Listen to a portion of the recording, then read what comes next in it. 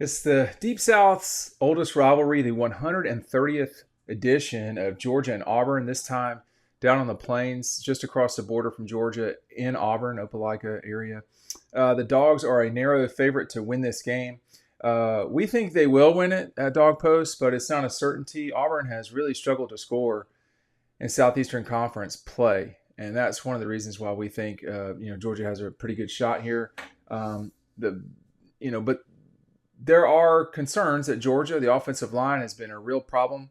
On Thursday, I was talking to y'all about the injury report.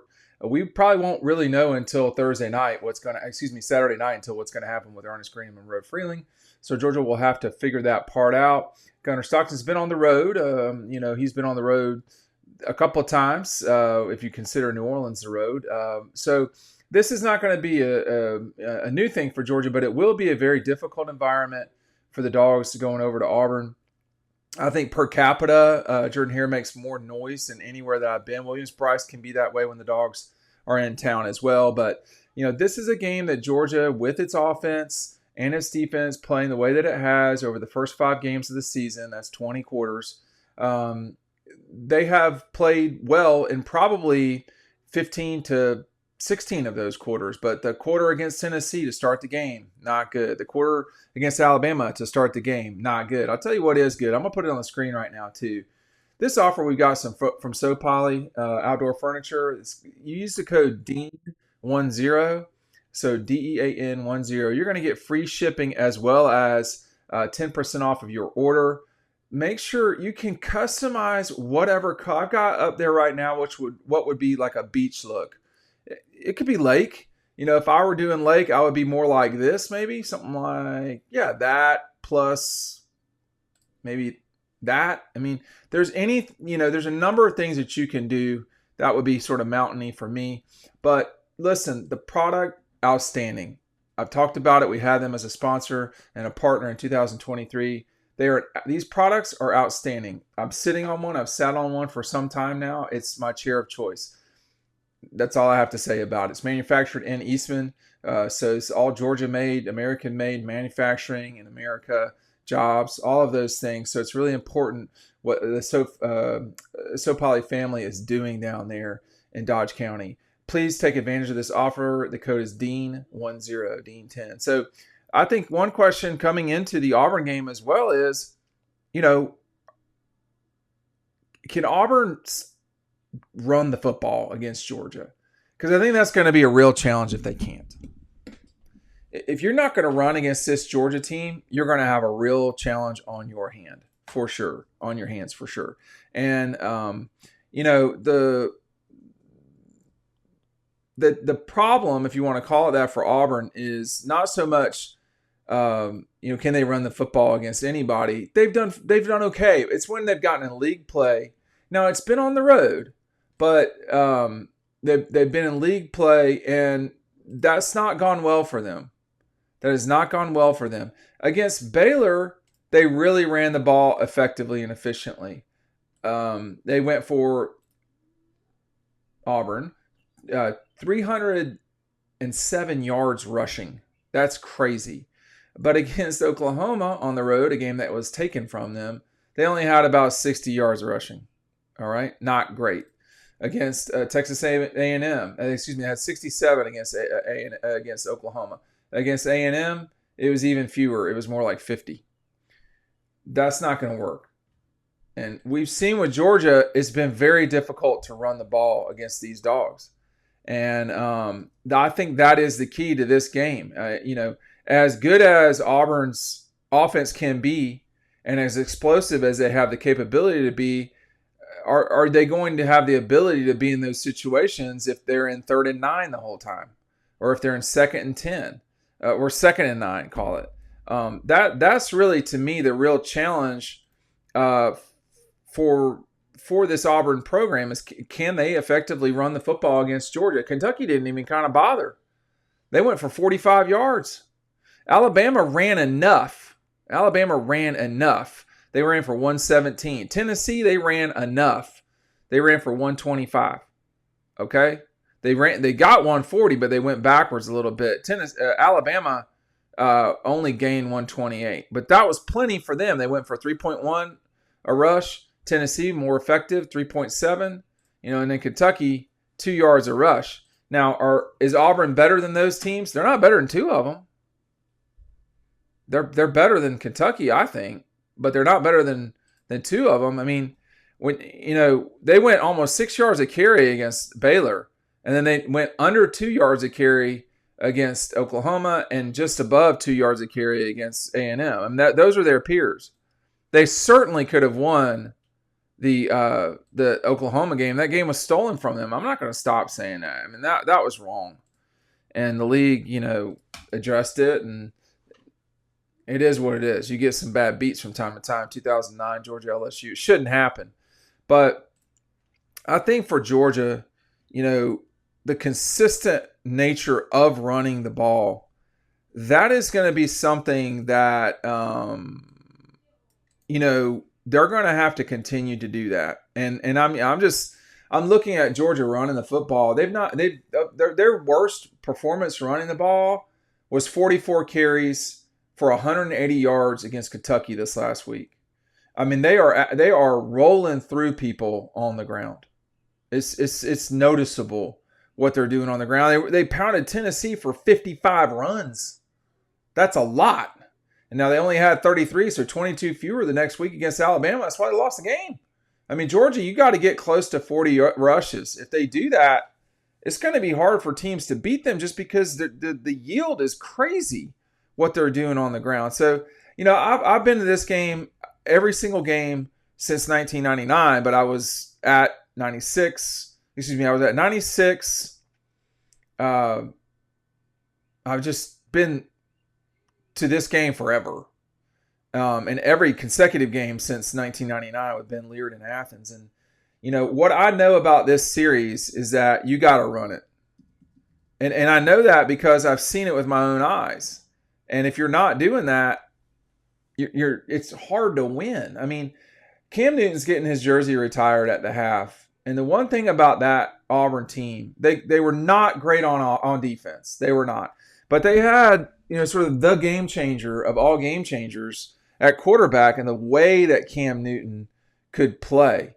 So if you're going to the game or if you're watching it, but certainly if you're going to the game, you should be aware there's going to be a whole thing at the half for this thing. It's going to be like a light show. They're making everyone clear off the field.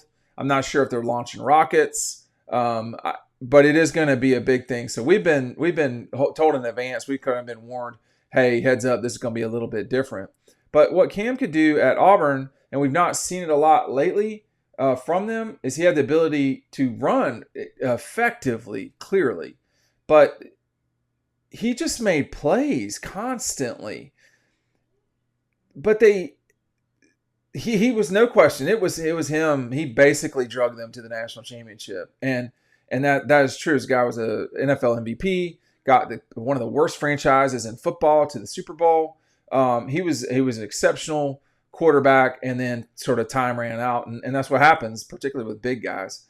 But Auburn's not had that since. They had magic in 2013. With Prayer Jordan Hare and the kick six. They were winning in a national championship game late against Florida State. They nearly won 2 and 4 years with different coaches. But the thing I would say about these two teams, and this is not the reason I'm picking Georgia, but they're not the same now. Like when you think about those fights between Georgia and Auburn from certainly like 91 until 20, I don't know. Let's just say 2009 for sure. Those teams were very similar. Now, Georgia won a lot of those games in the 2000s. You think about 02, 03, 05, they lost. They should have won that game. They lost in a miracle play from Auburn. I mean, they were good at that. I mean, Auburn's good at miracles. And then Matthew and them going down there, stunning them in 6. That from that game until today, almost 20 years, 20 games, it's been nothing but Georgia. I mean, in 10 that week, I remember that week how that was leading up to that game, and would Cam Newton play? Would the NCAA allow them? Would Auburn turn them in? Turn him? What was going on? They were never going to do that. They were never going to prevent that guy from playing. Auburn would never put themselves in that position. I am skeptical the NCAA would have done anything. So there's so many things that administratively Auburn was doing / willing to do that Georgia would not have done, and that's changed over time. But I remember being at the top of Jordan-Hare looking down for I don't know if they call it the Tiger Walk, I'm assuming. And, he was just going crazy hype, Cam. And, it was clear he was going to play in the game. So that was like 2 Eastern, and the game was a 3:45 Eastern game. And he was just going crazy. So Auburn was real hyped up, and then Georgia got out 21-7. But then it was just too much. Auburn, what they did in that game was just they kept at it. And, Georgia eventually they just were not as good as Auburn, first of all. So that was the biggest thing. But the 21-0 just didn't matter. Cam got a 31-yard run to score. And then it went A.J. Green, Sean Chappis, shout out A.J. Green. Boom, boom, boom.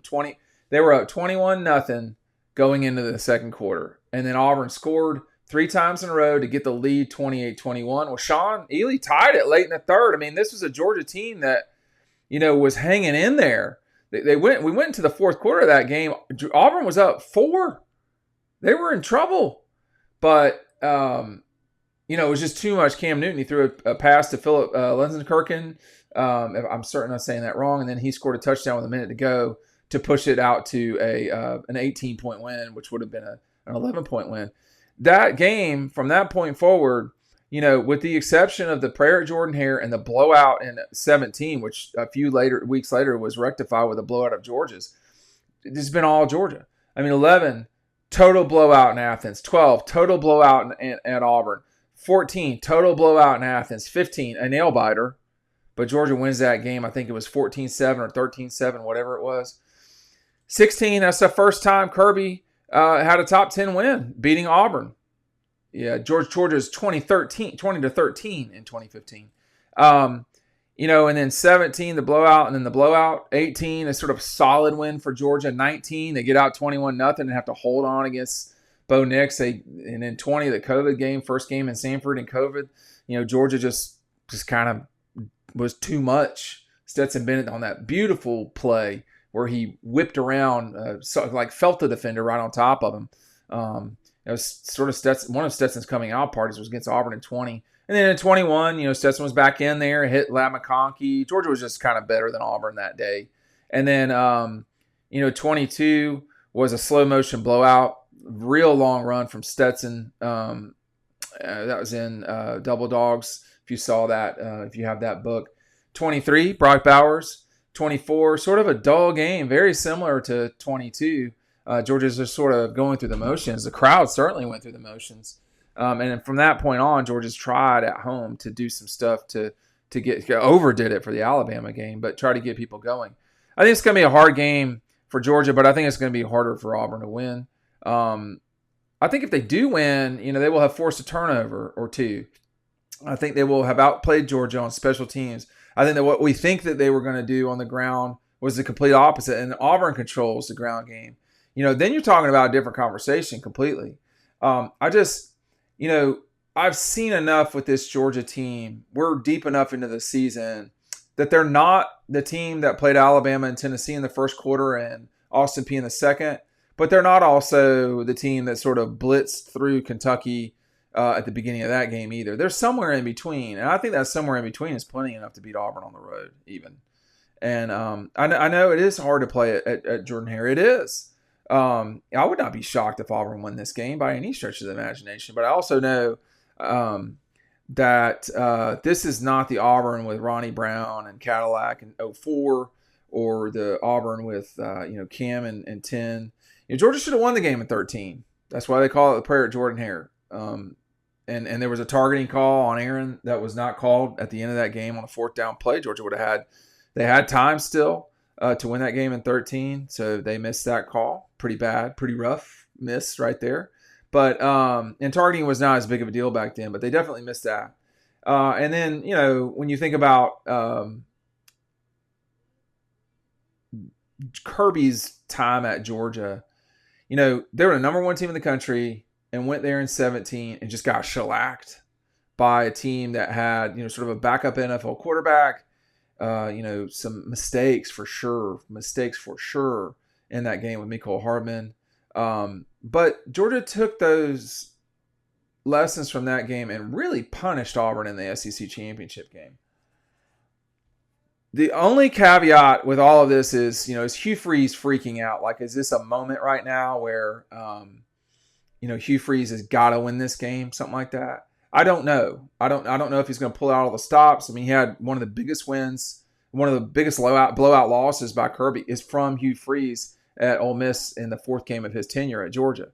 I thought that was going to happen. I talked about that then. I don't think that's going to happen this time. I'm not the arbiter of everything that's going to happen or not happen, but we think that Georgia will take home a win, probably a little bit more than the 3.5 or whatever it is that the line is right now.